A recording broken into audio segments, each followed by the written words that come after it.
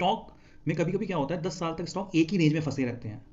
क्योंकि वो स्ट्रगल चल रहा होता है, उनके कुछ इश्यूज ऐसे होते हैं, स्ट्रगल ही मानेंगे उनको, कंपनी में इश्यूज ऐसे होते हैं, जैसे फॉर एग्जांपल रेवेन्यू नहीं बढ़ रहा कंपनी का, जैसे ये बैंकिंग सेक्टर से साउथ इंडियन बैंक एनपीए बढ़ जा रहा है, नेट प्रोविजन बोलते हैं एनपीए को, कैश फ्लो खराब हो जा रहा है, आरओई खराब हो जा रहा है, लॉसेज में आ रही है कंपनी, ग्रोथ इतनी जनरेट नहीं कर पा रहा, तो इन सब इश्यूज की वजह से स्टॉक प्राइस एक रेंज में फंसा रह जाता है। जैसा कि एग्जांपल मैं यहाँ पे साउथ इंडियन बैंक का दिखा रहा हूँ, यहाँ पे स्टॉक 2010 से लेके 2025 तक 15 साल तक हार्डली मूव किया है, अब इसी रेजिस्टेंस जोन से नीचे आ रहा है, दिस वन यहाँ पे देखो, ये नीचे आ गया,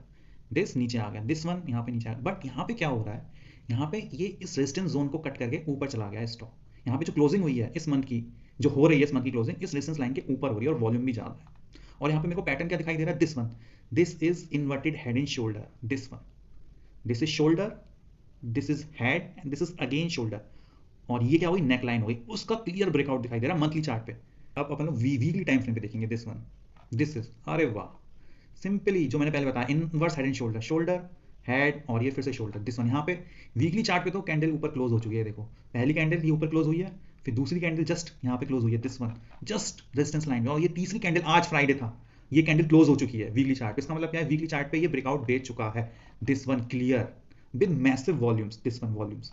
तो क्लियर यहाँ पे मेरे को ब्रेकआउट दिखाई दे रहा है, यहाँ पे वीकली चार्ट पे कैंडल क्लोज नहीं हुई थी, this one, this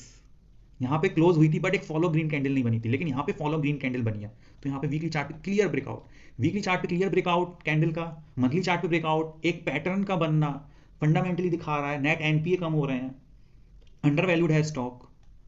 compounded profit growth 200% की हो गई है पिछले 3 साल में, एफआईज अपनी शेयर होल्डिंग बढ़ा रहे हैं, डीआईएस शेयर होल्डिंग बढ़ा रहे हैं, तो सारे रीजंस मेरे को यहाँ पे दिखाई दे रहे हैं इसके ब्रेकआउट होने के। अगर ये शॉर्ट वीडियो पसंद आया तो please hit the like button and subscribe to my channel the fundamental, जिसमें मैं trading hacks and important tips and tricks post करता हूं थ्रू दीस शॉर्ट वीडियोस।